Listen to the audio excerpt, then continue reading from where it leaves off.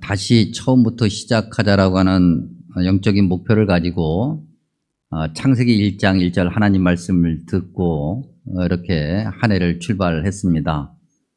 그리고 이제 신약으로 와서 복음서에서 주님께서 무엇을 말씀하셨는가, 우리에게 무엇을 보여주셨는가, 이걸 우리가 누가복음을 통해서 지금 나누고 있습니다. 그러면서 누가복음 이제 6장으로 왔죠. 누가복음 6장 특별히 12절부터 여기에 별명이 붙는데 이 별명은 평지설교라는 별명이 붙습니다. 조금 이따 또 한번 보겠습니다만 누가복음 6장을 읽다 보면은 주님께서 17절에 평지에 서셔서 설교하셨다라고 하는 그런 기록이 있기 때문에 평지설교라는 이름을 가지게 되죠. 이게 마태복음 5장과 평행을 이루면서 마태복음 5장은 산에서 설교하신 거니까 산상수훈이다, 그런 별명을 갖는데 이것과 평행을 이룹니다. 뭐 산이든 평지든, 뭐 또 어떤 사람들은 이야기하기를 평지 같지 않은 작은 언덕 또는 뭐 언덕 같지 않은 평지, 근데 그건 중요한 건 아니에요. 무슨 말씀을 하셨느냐가 중요한 거죠. 어쨌든 누가복음 6장은 그런 별명을 가지고 있습니다. 그 6장에 이제 우리가 20절에서 26절은 지난번에 봤던 거고, 우리가 대림절 기간 동안에 봤던 거고, 오늘은 이제 27절부터 보는 거죠. 27절 이하에 여러분들이 내용을 이미 알고 계신 것처럼 사실 내용이 좀 그렇게 결코 가볍지는 않습니다. 준엄한 명령이고요. 그래서 설교를 준비하는 설교자에게는 이게 좀 무거워서 어떻게 말씀을 준비할까? 혹시 다른 설교자들은 어떻게 이 본문을 설교했을까? 좀 엿보려고 좀 이렇게 좀 찾아본 그런 시간이 있었습니다. 그런데 생각보다 많지 않아요.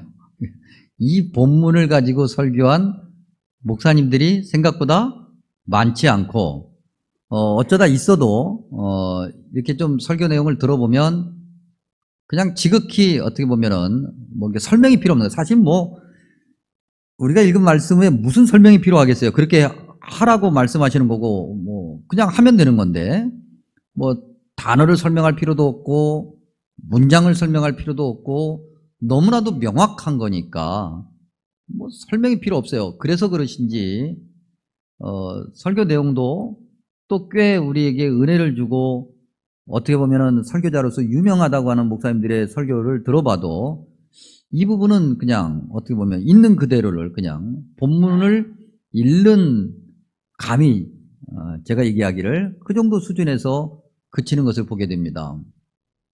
왜 그랬을까? 설교자의 마음은 설교자가 안다고 생각해 보면 쉽지 않거든요. 설교자들의 고민을 여기서 보는 겁니다. 아마도 의도적으로 피해간 것이 아닌가, 그런 생각도 해봅니다. 설교자들 자기 자신의 어떤 삶, 항상 설교할 때마다 그것이 무겁지만 특별히 이 본문은 설교자 자신이 가지고 있는 어떤 천성, 성정, 성격, 상황, 이런 것들과 뒤범벅되면서 말씀을 전하기가 쉽지 않기 때문에 의도적으로 피해간 것은 아닌가, 그런 생각이 듭니다. 그래서 그쯤에 생각이 들 때 저도 살짝 건너뛸까? 그런 생각이 전혀 없었던 건 아닙니다. 근데 뭐 이미 작년 한 10월, 11월 정도 이렇게 묵상하면서 말씀 본문을 이렇게 다 정하고 이렇게 이제 내년에는 이런 말씀으로 우리가 새롭게 출발해야 되겠다가 다 기도하고 결정하고 본문 다 나눠서 지휘자 반주자들에게 다 보내주고 이런 본문으로 말씀을 나눌 거니까 우리 같이 기도하면서 찬양도 준비하고 합시다 하고 다 했기 때문에 중간에 이 부분만 생뚱맞게 딱 건너뛰면 지휘자님들이 또 영성이 뛰어나신 이분들이 왜 건너뛰었어요 하고 물어보면 할 말이 별로 없을 것 같아가지고 그러면 해봅시다. 주님 어떻게 말씀을 전해야 됩니까? 좀 고민했던, 그 어느 때보다도 좀 고민이 심했던 본문이 바로 이 본문입니다. 아까도 말씀드린 것처럼 우리가 읽은 말씀은 평지설교라고 하는 한 부분입니다. 12절부터 시작이 되는데 12절부터 하나님 말씀을 읽다 보면 누가복음에서 처음 예수님의 12제자 이름이 등장하는 것을 보게 됩니다. 14절에서 16절까지입니다. 근데 14절 바로 앞에 13절에 누가복음이 예수님의 12제자를 소개하면서 예수님께서 12제자를 부르셨던 이 사람들이 이렇게 앞으로 불릴 거야 라고 했던 그 단어가 있는데 그 단어가 뭐냐면 13절에 사도라 그렇게 합니다. 마태, 마가, 심지어는 요한복음까지도 예수님의 12제자들의 이름을 언급하고는 있지만 예수님의 12제자 이름을 언급하면서 사도라는 단어를 그들을 사도라고 부른 적은 누가복음이 유일합니다. 누가복음은 어떤 의도를 가지고 있는 거죠. 예수님께서 12제자를 세우시고 난 다음에 12제자들의 이름을 쭉 부르시고 난 다음에 이제 너희들이 사도야? 그들의 정체성, 그들의 직분, 그들이 해야 할 중요한 영적인 의무가 무엇인지를 확인시켜 줍니다. 사도란 단어의 뜻이 뭐라고 그랬습니까? 천병, 맨 앞에 서 있는 자, 길을 안내하는 자, 영적인 지도자로서 많은 성도를 이끌어 가야 될 자들, 사도예요. 아포스톨로스. 사도라는 이 직분, 이 이름 자체, 이 단어 자체가 얼마나 무겁냐 하면은 그들이 어떤 길을 어떻게 가느냐에 따라서 그 뒤를 묵묵히 따라가는 많은 성도들의 영혼의 생명이 달려있는 거예요. 그야말로 거칠게 표현하면 죽느냐 사느냐가 사도의 손에 달려있는 거예요. 얼마나 무거운 책임이에요. 근데 그 무거움을 먼저 얹혀주고 주님께서 시작하시는 거예요. 그리고 17절에 와서 이제 그들과 함께 평지에 서셔서 이제 사람들에게, 무리에게 이제 말씀을 전하는 그 순간이 옵니다. 그러면 가만히 들여다보면 우리가 이제 그때 상황을 한번 그려볼 수 있는데 우리가 이제 일반적으로 우리 경험에서 뭐랄까 쉽게 확인되는 것을 이용해 보면 예수님께서 이렇게 딱 가운데 서시고 그 다음에 이제 많은 무리가 그동안 예수님을 계속 따라다녔으니까 많은 무리가 이렇게 앞에 예수님을 주목해서 보고 있고 그 다음에 누가 봐도 예수님의 12제자라고 하는 것은 그동안에도 이제 따라다니면서 알 수 있었을 거니까 예수님의 12제자들이 이제 좌우로 이렇게 쫙 서 있는 거죠. 우리가 무슨 뭐 언론 같은 데 보면 청와대 브리핑 하면은 뭐 양쪽으로 쫙 쓰잖아요. 뭐 그런 것처럼 쭉 쓰는 거죠. 사람들이 주목하고 있는 거예요. 예수님을 주목하고 예수님 옆에 서 있는 12제자를 주목하는 겁니다. 그때 예수님의 12제자들, 지금 예수님의 12제자를 사도라고 지금 소개하고 있는 그런 장면인데 그때 예수님의 12제자들은 무슨 생각을 하고 있었을까? 그들의 어떻게 보면은 어떻게 물리적인 제스처는 무엇이었을까? 그거부터 시작을 해서 그들의 마음은 무엇이었을까? 한번 생각을 해보면 만약에 그들이 이렇게 서 있었다고 한다면 뒷짐을 지고 고개를 조금 들고 이렇게 좌우로 이렇게 살피고 이렇게 서 있었다고 한다면 그들의 마음은 무엇이었을까? 우쭐댐이었겠죠. 내가 너희들이 메시아라고 생각하는 예수님의 최측근이야. 잘 봐라 내 얼굴. 앞으로 내가 1번이 될 수 있고 2번이 될 수 있다. 자기도 알게 모르게 표현하는 그 우쭐감이 그들의 행동에 나타나 있는 거죠. 만약에 그들이 뒷짐을 지고 서 있는 것이 아니라 손을 앞으로 모으고 고개를 약간 떨구고 그저 땅만 바라보고 있는 거라고 한다면 그들의 마음은 어떤 마음일까? 무거움이죠. 부끄러움이고 갈등이고 망설임이죠. 도대체 내가 여기 왜 서 있는 거야? 주님께서 나를 사도라고 부르셨어. 사도라는 단어의 뜻이 뭔지를 내가 아는데 이거 내가 할 수 있어? 내가 꼭 이거 해야 돼? 지금이라도 그냥 집에 갈까? 예수님이 하신 이 평지 설교의 1차 수신자는, 즉 예수님께서 내리신 명령의 1차 대상자는 1차적으로 누구보다도 앞서서 이 명령에 순종해야 되는 자는 예수님의 제자들이 분명합니다. 사도라고 부르는 20절에 예수님께서 눈을 들어 제자들을 보셨다 그랬고 7장에 가서 예수님께서 이 모든 말씀을 백성에게 들려주시기를 마치셨다 그랬으니까 제자들이 먼저 듣고 제자들, 사도들, 영적인 지도자들인 그들이 먼저 행동에 옮기고 그들을 따라 똑같이 주님의 말씀을 들은 많은 백성들이 따라가는 거죠. 그러니 제자들에게 굉장히 무거운 책임이 있는 것이고 그 책임을 주님께서 1차적으로 제자들에게 지우시고 많은 주님을 따르는 그리스도인들에게도 지우고 계신다. 그 무거운 명령이 20절부터 시작되는데 우리는 그 중에서 27절에서 36절을 읽은 겁니다.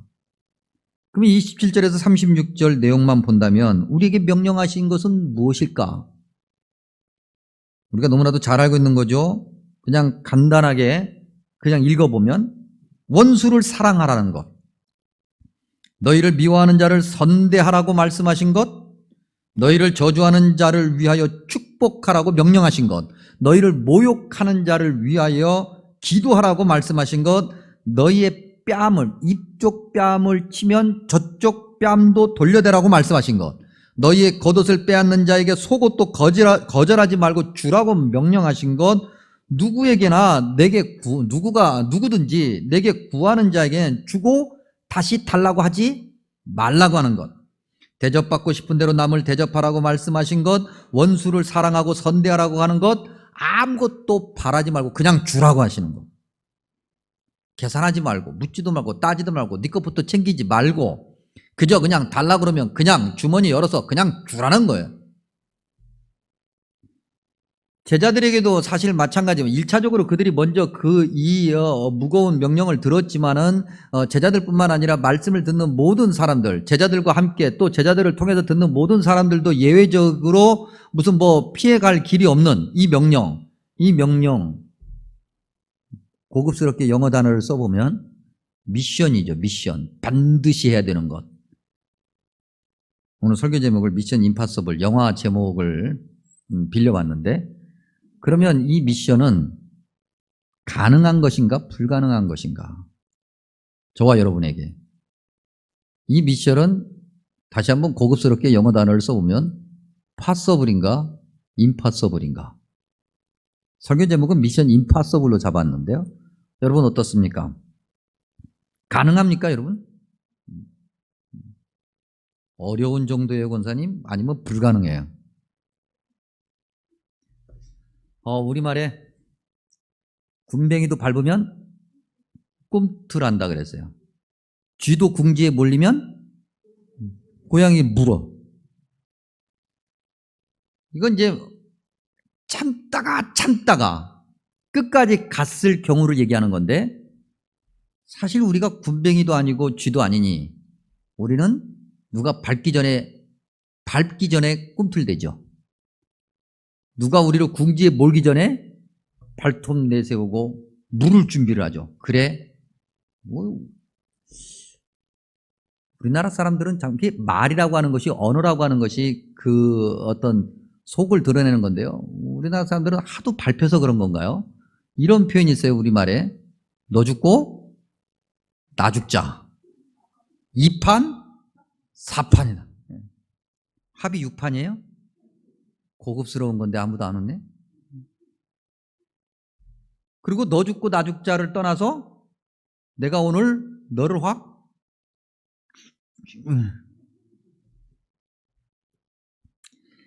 이런 말에 그리스도인들도 예외는 아니죠.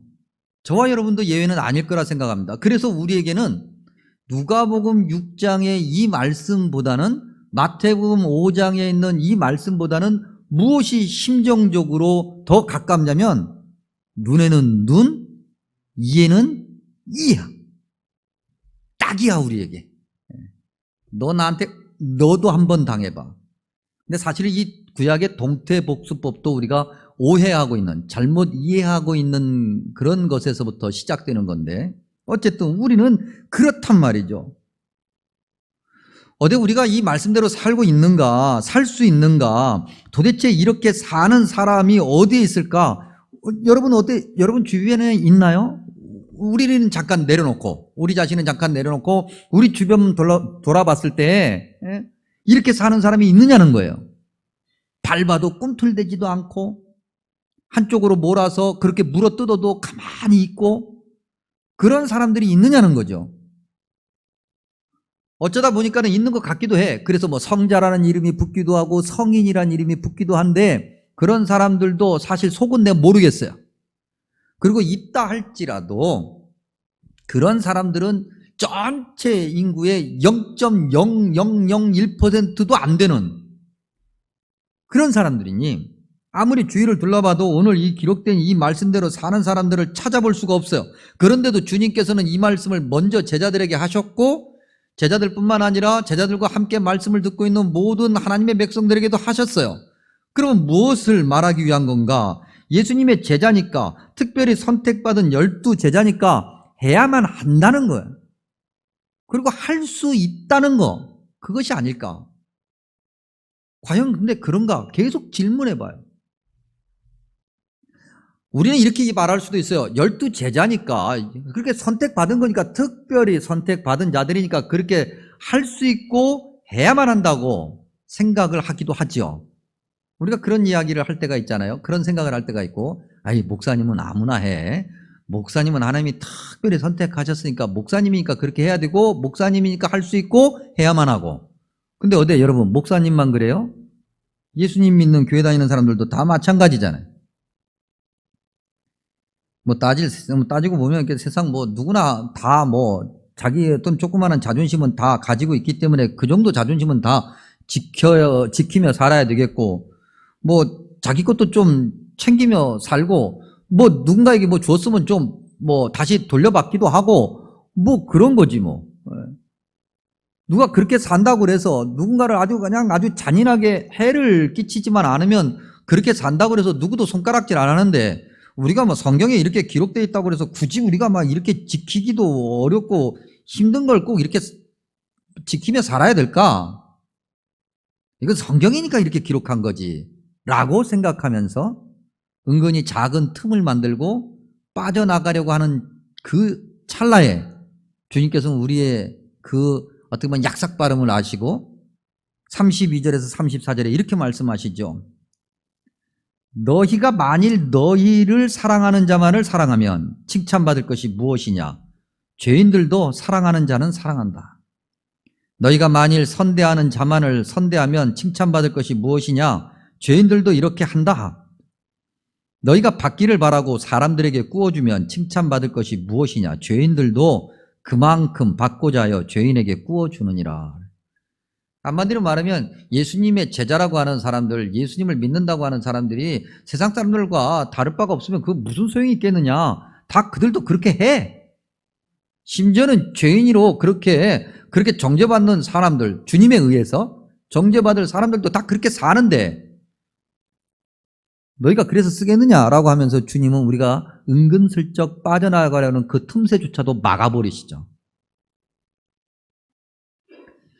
어쩌면 설교자들이 자꾸 이 본문을 살짝 피해가고 그 설교를 해도 원론적인 이야기만 한 이유는 아마도 이런 어떤 말씀의 무거움 때문이 아닐까. 어느 목사님이 이 말씀 준비하다 보니까 그 목사님의 어떤 경험이 생각났는데 그 목사님만 그런 건 아니에요. 저도 예외는 아닌데 그 목사님은 이제 조금 이걸 좀 심하게 겪은 건데 교회에 좀 무슨 일이 있었어요. 그래서 목사님이 아주 오랫동안 참고 또 참다가 도저히 못 참아서 화를 내셨어요. 좀 심하게 내셨어요. 화를 좀 심하게 냈어요. 그래서 교회가 그 목사님이 화내신 것 때문에 좀 술렁거렸죠. 교회 전체가 술렁거린 거예요. 그러면 여러분 이제 한번 여러분들이 교인 입장에서 한번 얘기해 보십시오. 목사님이 화를 어떻게 내셨는지까지는 제가 구체적으로 말씀드리기는 어려운데 어쨌든 목사님이 심하게 화를 내서 교회가 술렁거릴 정도면 그냥 화를 낸 건 아니고 아주 심하게 화를 내셨을 텐데 목사님이 그렇게 심하게 화를 내면 우리 교우들은 어떻게 생각하십니까? 첫 번째, 아이 그래 목사님이 화 내실 만도 하네. 그 정도 화는 내실 만해. 아우 얼마나 힘드셨으면 저 정도로 화를 내셨을까? 평상시에 목사님 이해해. 우리가 잘못했네. 그게 1번이고, 2번은 아무리 그래도 그렇지 목사님이신데 어떻게 목사님이 저렇게 화를 내실 수가 있어? 그래도 목사님인데 목사님이 그러시면 쓰나? 이게 2번이. 1번이 빨라요? 2번이 빨라요? 갑자기 손들고 얘기해보라고 하고 싶은 생각이 굴뚝 같은. 모르겠습니다. 그 목사님들 입장에서는 주로 교인들이 쉽게 반응하는 것은 1번이 아니라 2번이에요. 목사님이 어떻게 그러실 수 있어? 그래도 목사님인데. 목사님이시잖아요. 이건 저도 듣는 얘기예요. 어쨌든 간에 이것 때문에 목사님이 힘드셨어요. 물론 목사님 입장에서 뭐 항변할 말이 없는 건 아니에요. 그래도 목사님인데 어떻게 목사님이 그럴 수 있어? 라고 하는 분들은 평상시에 목사님에게 잘했냐? 그건 아니에요. 제게 목사님을 정말 존경하고 정말 영적인 어떤 우리가 흔히 성도 여러분들이 하시는 아버지로서 영적인 지도자로서 내가 따라야 될 분이고 정말 그런 마음을 정말 마음속 깊이 순수한 마음으로 가지고 있다면 그렇게 하지 않아요. 근데 그렇지 않거든요. 그러니까 목사님한테 막 하면서 대립을 하는 거죠. 그래서 목사님이 그것 때문에 한동안 엄청나게 힘들었어요. 가슴앓이를 굉장히 오랫동안 하고 목회를 그만둬야 되나라고 하는 그런 심각한 지경까지, 뭐 어떤 압력에 의해서 당신 그만두시오라고 하는 압력에 의해서가 아니라 스스로 힘들어서. 근데 여러분 이거 또 생각해 보면 이게 목사님만 경험하는 건 아니잖아요. 여러분들도 경험하신 적이 있지 않나요? 세상 살이를 하다 보면 믿지 않는 사람들하고 이렇게 얽히게 되잖아요. 뭐 장사를 하든지 사업을 하든지 뭐 직장생활 하든지 얽히게 된단 말입니다. 그러면서 뭔가 원하지 않는 대립과 충돌이 일어날 때 여러분들이 쉽게 듣는 얘기는 뭡니까? 교회 다니는 사람이잖아. 네가 교회 집사라며, 권사라며, 장로라며, 그러니까 네가 참아. 네가 교회 다니니까 네가 참아. 그런 얘기 들어보신 적 없으세요, 여러분? 그러면 그때 그런 얘기 들을 때 어떻게, 그래, 맞아, 내가 교회 다니지, 그러니까 내가 참아야지. 아이고, 원수도 사랑하라고 그러셨는데, 또 그런 분들은 또 성경 구절을 어쩜 그렇게 잘하는지, 성경에도 원수를 사랑하라고 그랬잖아. 그러니까 네가 교회 다니니까 참아, 그렇게 얘기하잖아요. 그러면 참아지냐고. 갑자기 마음에 막 그 말을 딱 듣는 순간 마음이 평안해집니까? 도대체 우리는 어떻게 해야 될까? 안 되는데 오늘 성경에 분명히 기록하고 있으니 이걸 어떻게 하면 좋을까?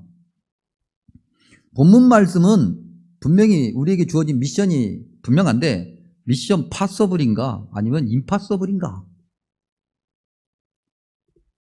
질문을 바꾸어서, 꼭 성경에 기록되어 있다고 그래가지고 꼭 이대로 살아야 돼? 살짝 바꿔보면 안 돼? 그런 생각은 혹시 안 드시는지? 도저히 불가능하니까 이건 좀 살짝 지나가자, 그런 어떤 생각은 안 드느냐 말이죠. 그런데 성경은, 주님은 이런 말씀일수록 예외를 두지 않아요. 그냥 무조건 하라는 거예요. 그래서 거듭거듭 생각해봐요. 누가 아무런 이유 없이 갑자기 내 뺨을 확 때렸어. 그리고 무슨 이유가 있어서 때렸다 할지라도 아무리 내가 생각해도 맞을 이유가 없어. 근데 맞았어. 맞는 순간에 주님께서 말씀하셨지, 이쪽도 때려주세요. 여러분은 어떤지 모르겠지만 저는 그렇게 못해요. 그 순간에 맞받아치지는 못할지라도 집에 가서 몇 달을 고민하면서, 길에서 한번 안 마주치나? 밤에 혹시 안 마주칠까? 힘들어. 너무나도 힘들어. 근데 주님은 그냥 그렇게 하래요. 어떻게 해야 될까? 우리가 어떻게 해야 될까? 계산하지 말라고 하고, 따지지 말라고 하고, 그저 있는 대로 다 주라고 하고, 이 말씀을 어떻게 우리가 헤쳐나갈 수 있고 실행할 수 있고 미션 임파서블을 파서블로 바꿀 수 있을까? 이 말씀을 놓고 굉장히 씨름하면서 다시 6장을 다시 읽고 또 읽으면서 이 말씀을 우리가 그래도 할 수 있다, 그렇게 말씀하신 주님의 어떻게 보면 위로를 찾아본다면, 즉 우리가 어떻게 해야 될까라고 하는 이 질문에 대한 답을 찾아본다면 한 3가지 정도가 있을 것 같아요. 첫 번째는 35절 중반부에 있는 내용인데, 그리하면, 즉 이 명령대로 되든 안 되든 네가 일단 하면, 그리고 그렇게 하죠 라고 하면 너희 상이 클 것이다 그랬어요. 이미 20절 이하에 22절에 뭐뭐 할 때 너희에게 복이 있도다 그랬고, 23절엔 그날에 기뻐하고 뛰놀라 하늘에서 너희 상이 큼이라. 그날은 언제예요? 주님을 우리가 만나는 날에,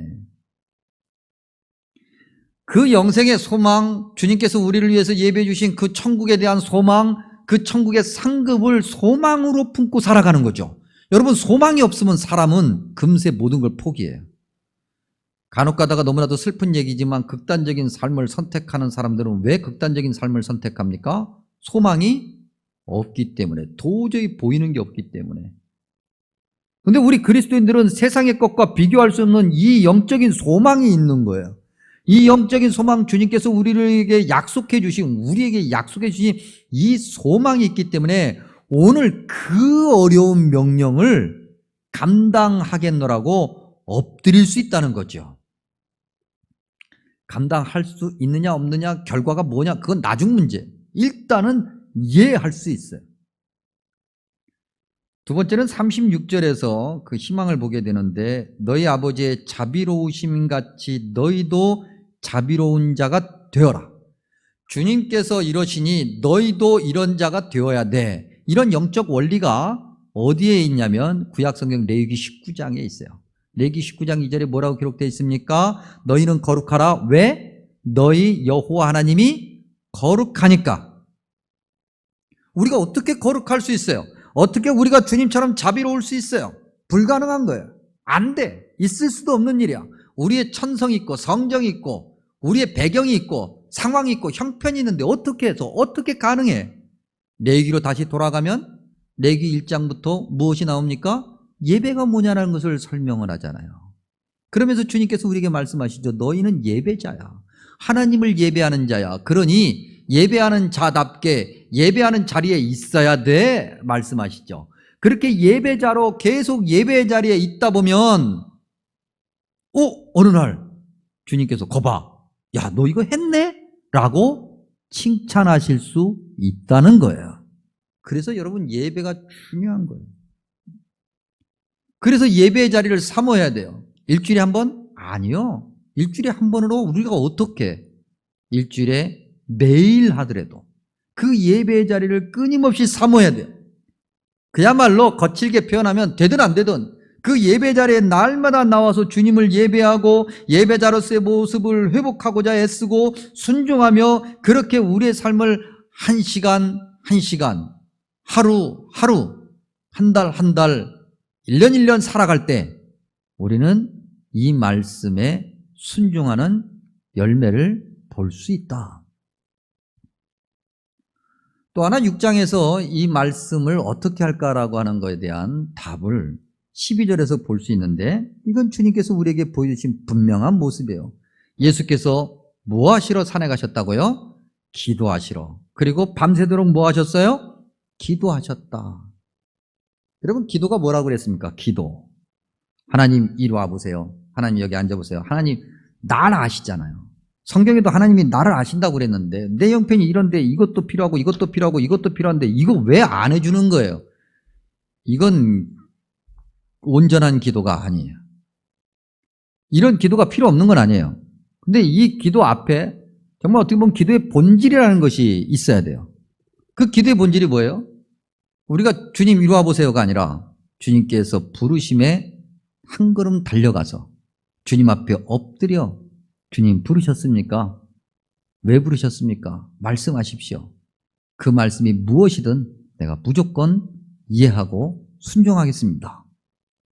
주님께서 말씀하셨는데 듣다 보니까 그걸 내가, 그래서 주님 아니 되옵나이다, 그 말씀은 처리하여 주시기를 통촉합니다. 통촉하여 주옵소서. 그거 소용없어요. 그냥 예 하는 거예요. 예. 예. 알겠습니다. 그리고 이제 그 말씀대로 살려고 애를 쓰는 거죠. 근데 힘들어요. 그래서 주님 이 말씀대로 내가 살려고 하니까 이것도 필요하고요. 이것도 해야 될 것 같고요. 이렇게 하는 것이 기도예요. 그렇게 기도하는 거죠. 주님 앞에 서서 내가 죄인인데 나 같은 죄인이 주님의 은혜를 입어서 이렇게 오늘 예수님 믿는 사람이 되었고 그냥 단지 예수님 믿는 사람이 아니라 귀한 직분도 받게 되었으니 하나님이 원하시는 대로 내가 열심히 엎드려 기도하면서 주님이 원하신 대로 하겠습니다. 일부 예배 때는 말씀드리지 않았고 새벽기도 때 잠깐 말씀드렸는데 제가 옛날 사진을 요즘에 좀 이렇게 정리를 좀 이렇게 심심할 때마다 하는데 하다 보니까 제가 목사 안수 받을 때 사진이 있더라고요. 근데 제가 그 사진을 이렇게 놓고 가만히 제 얼굴 표정을 이제 제가 이렇게 감상해 봤어요. 얼굴 제 사진이죠. 목사 안수 받을 때. 그래서 사진을 제가 딱 붙여놓고 제 얼굴을 딱 쳐다보면서 야, 어쩜 저렇게 잘생겼을 수가 있을까. 그런 걸 생각한 게 아니고요. 쳐다보면서 사진을 보니까 그때 그 상황과 그때 그 마음이 확 기억이 나더라고요. 그래서 사진이 좋은 건가 봐요. 이렇게 사진을 보니까 참 얼굴 표정이 결코 밝지 않아요. 무거워. 완전히 얼굴 표정이 이렇게 보면 도망가고 지금이라도 도망가고 싶다. 그런 생각이 아주 그냥 가득 차 있어요. 얼굴에 불평, 불만 그다음에 어디 누가 지금 건들기만 하면 그냥 금방이라도 폭발할 것 같은 그런 얼굴에 잔뜩 써 있는. 근데 여러분 목사의 자랑인 것 같지만 그렇게 목사 안수 받고 20년 넘게 목사로 살고 있어요. 어떻게 내가 살았을까? 여러분 요즘에 그 멍이라는 단어가 있어요. 우리가 멍 때린다는 거죠. 그래서 이 멍, 현대사회가 굉장히 바쁘고 복잡하니까 멍 때리는 것도 필요한가 봐요. 그래서 여러분들 혹시 보신 적 있습니까? 이렇게 누가 오랫동안 멍 때리나 그런 대회도 있잖아요. 그래서 멍하니 앉아 있지 않습니까? 진짜 멍하고 앉아 있는 건지 아니면 머릿속에 온갖 생각을 하고 있는 건지 모르겠지만 아무튼 표정들이 다 전부 다 아무 생각 없이 멍하니 있어요. 그래서 길을 가다가 갑자기 가만히 멍하고 있으면 그건 길멍이 되고요. 어디 바다나 강이나 이런 거 보면서 호수나 이런 거 보면서 멍하니 있으면 그건 물멍이 되고요. 산에 올라가서 등산하다가 저 먼 경치를 바라면서 멍하니 있으면 그건 산멍이 되고 그렇답니다. 그러면 우리도 좀 멍 때려야 되겠는데 어떤 멍을 해야 될까? 기도멍을 해야 되겠다. 기도의 자리에 오는 거예요. 기도의 자리에 와서 기도도 안 돼 사실. 복잡하고 어려우면 누가 내 뺨을 확 때렸는데 그게 어떻게 마음에 평안이 있어. 기도가 안 돼요. 딱 기도하러 탁 엎드리면 그 순간 그냥. 근데 그게 안 돼. 그래도 어떻게 그 기도의 자리에서 멍하니 있는 거예요. 그거라도 해야 돼. 기도 멍이라도 해야 돼. 그래서 그 기도의 자리에서 절대로 벗어나면 안 되는 거예요. 그럴 때 주님께서 우리에게 말씀하신 것이 보이고 우리 자신의 교만함과 추악함이 보이고 주님이 원하시는 것이 무엇인지 그 길이 보이고 그 길을 무겁다 할지라도 한 걸음이라도 내딛게 되고 그렇게 했을 때 주님이 주시는 은혜가 있고 주님께서 너 훌륭해 라고 하는 칭찬함이 있다. 이 말씀을 이렇게 묵상하고 이렇게 마치고 준비하면서 고린도전서 15장 말씀이 생각났어요. 사도 바울의 아주 귀한 고백인데 그것이 오늘 우리의 고백이어야 되지 않을까. 고린도전서 15장 10절 말씀을 읽으면서 말씀을 마칩니다. 내가 나 된 것은 하나님의 은혜로 된 것이니 내게 주신 그의 은혜가 헛되지 아니하여 내가 모든 사도보다 더 많이 수고하였으나 내가 한 것이 아니요 오직 나와 함께 하신 하나님의 은혜로다. 아멘. 기도합니다.